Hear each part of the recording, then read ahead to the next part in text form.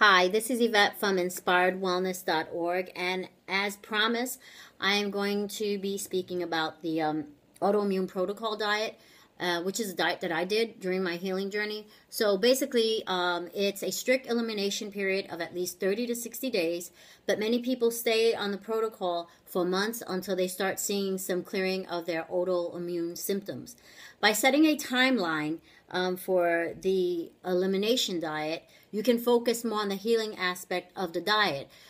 This diet is not meant for a lifetime diet. It helps to find out which foods you react to. And once you've completed the diet, you have to go through a reintroduction period to identify the food triggers and sensitivities. You know, what is making you, get sick and causing flare-ups and inflammation in the body. So by using food as medicine, the autoimmune protocol diet, I'll say AIP from now on, is able to reduce symptoms and heal underlying imbalances by decreasing inflammation and healing gut dysfunction. Now, a lot of people with autoimmune diseases tend to have issues with their gut. I know a lot of people who have lupus have that issue. I had that issue. So the diet focuses on nutrient-dense intake and eliminates inflammatory and allergenic foods to support the body in cooling down the immune system, which is what's really going away. So I'm going to list, the list of foods that aren't permitted on the diet can feel very overwhelming to people because, it is a lot of stuff. But if you do it, believe me, you're going to see results. So let me break it down for you.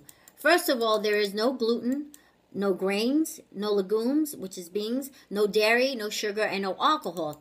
So you've got that down already, okay? Now, gluten is inflammatory for the gut and should be removed from the diet of anyone with an autoimmune disorder. I do that with a lot of my clients with autoimmune diseases, especially the ones who have lupus. So grains and legumes are removed to avoid anti-nutrients like phytic acid and inflammatory lectins. Sugar and alcohol are removed because they are highly inflammatory and do not bring any nutritional value or healing properties to the table.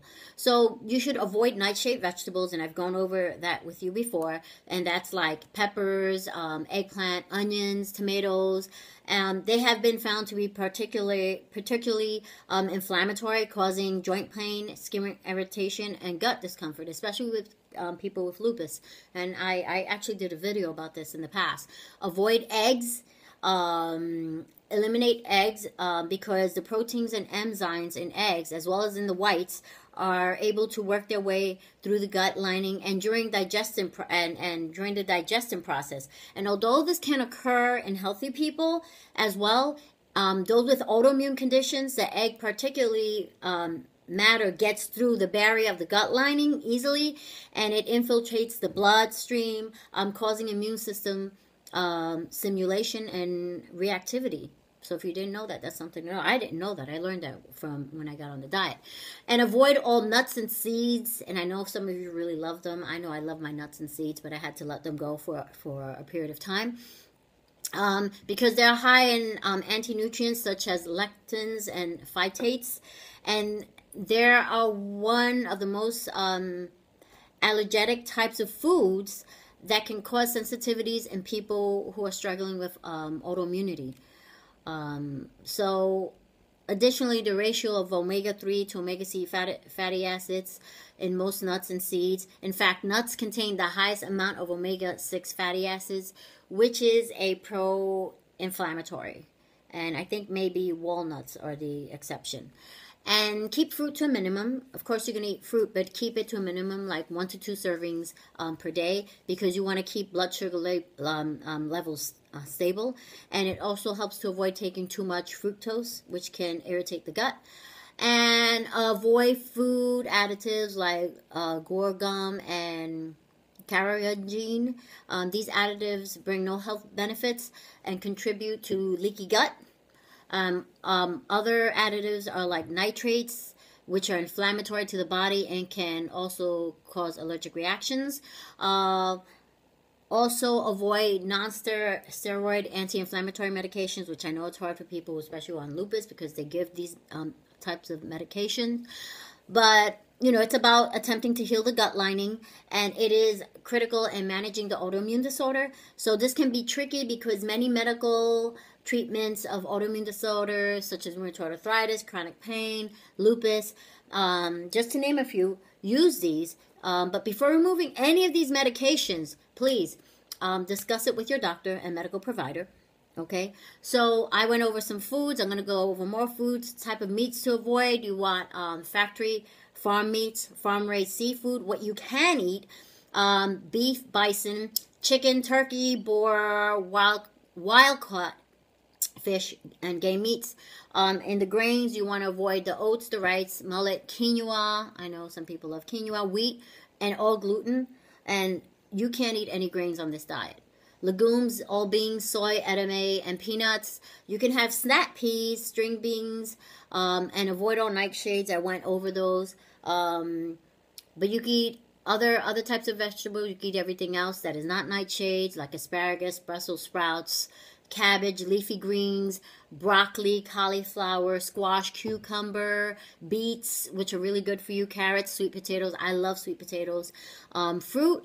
You don't have to cut out the fruit. You can eat fruit, but like I said, keep it to 2 to 3 pieces of fruit per day. When it comes to dairy, cheese, yogurt, ghee, butter, cream, ice cream, half and half. You can have coconut milk, but without the additives.